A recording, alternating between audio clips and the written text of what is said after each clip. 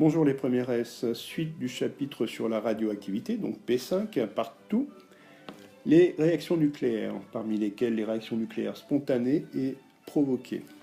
Donc on commence par les lois de conservation, encore appelées lois de Soddy. Ces lois s'appliquent à toute réaction nucléaire. Et bien, au cours d'une réaction nucléaire, il y a conservation d'une part du nombre de masse A et du nombre de charges Z d'autre part. Réaction nucléaire spontanée. Comme son nom l'indique, elles se produisent spontanément, sans apport d'énergie de la part du milieu extérieur. Parmi celles-ci, on distingue les radioactivités alpha et bêta. Donc on commence par la radioactivité alpha. Elle concerne les noyaux qui contiennent un excès de nucléons, c'est-à-dire de protons et de neutrons. Dans ce type de radioactivité, la particule émise est un noyau d'hélium que l'on note He4.2. Ici, vous avez le symbole du noyau père, Y, le symbole du noyau fils. Les lois de conservation permettent d'écrire les relations entre A et A' d'une part et entre Z et Z' d'autre part. Donc on a A' égale A-4 et Z' égale Z-2, ça signifie que le noyau fils est situé 2 cases avant celle du noyau père dans la classification périodique. La radioactivité β-.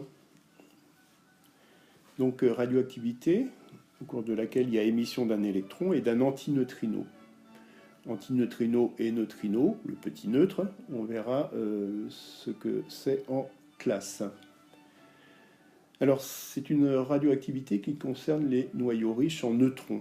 C'est l'interaction faible qui est responsable de la transformation d'un neutron en proton, avec émission d'un électron et d'un antineutrino que l'on note comme ceci, nu-bar 0, 0. Donc, n'est pas un nucléon, son nombre de charge est nul. Donc, en fait, comme il ne peut pas y avoir émission d'un électron dans le noyau, puisque l'électron n'est pas un nucléon, eh bien, cette émission résulte de la transformation d'un neutron en proton. L'équation est celle-ci, donc le noyau père, le noyau fils, l'électron, l'antineutrino.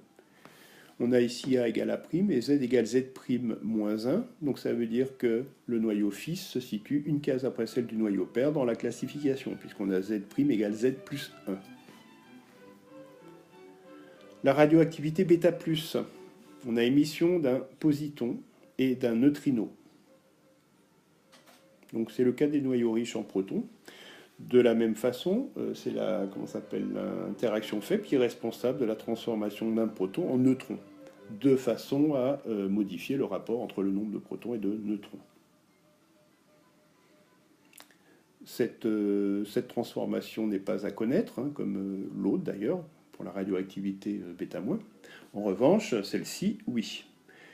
Donc ici, on a Z égale Z' plus 1, ça veut dire que le noyau fils se situe une case avant celle du noyau père dans la classification, puisque Z' égale Z moins 1.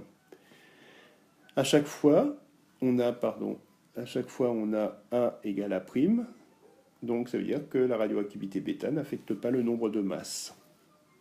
La radioactivité gamma maintenant. C'est une onde électromagnétique très énergétique, puisque je vous rappelle que le rayonnement gamma est situé à l'extrémité du spectre électromagnétique, juste après les rayonnements X. Donc émission qui a lieu lorsque le noyau se désexcite. Tout comme les atomes ou les molécules, les noyaux possèdent des niveaux d'énergie quantifiés.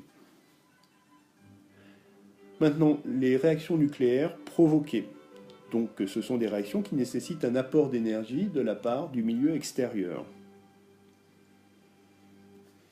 On a les réactions de fission, réaction au cours de laquelle un noyau lourd se brise sous l'impact d'un neutron en deux noyaux plus légers.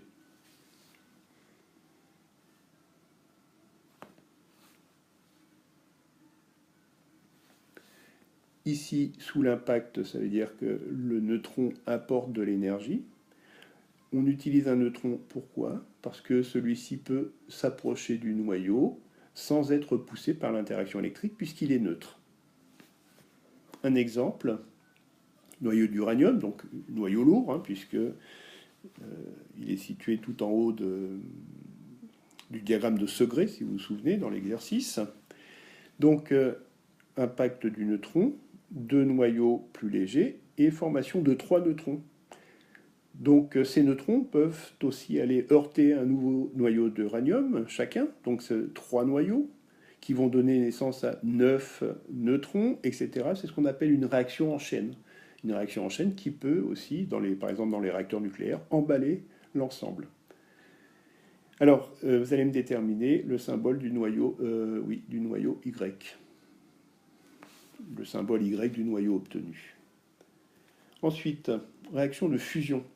Alors, pour réaliser la fusion, il faut des conditions extrêmes, forte pression pour rapprocher les noyaux qui sont chargés positivement, et température élevée, c'est le cas au cœur du Soleil. Donc, réaction au cours de laquelle 2 noyaux légers s'unissent pour former un noyau plus lourd. Ici, donc, c'est le cas par exemple, de l'hydrogène. Vous allez me déterminer quel est le noyau de symbole Y que l'on obtient. Je vous remercie de votre écoute et à bientôt.